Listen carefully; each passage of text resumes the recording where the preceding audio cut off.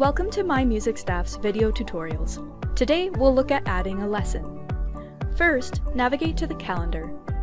You can add a lesson by clicking on the date itself and selecting Quick Add Lesson.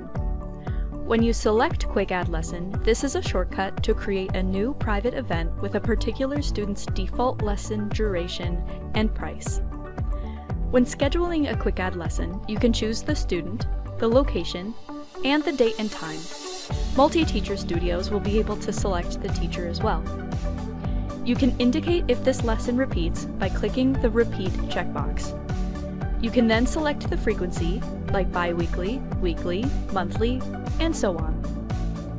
The lesson will repeat indefinitely, or you can set the date you want the event to repeat until, like the end of semester or until summer. Then click OK to save. You can now look at the calendar and see your new events. If you have any questions or feedback for us, please email us at support@mymusicstaff.com.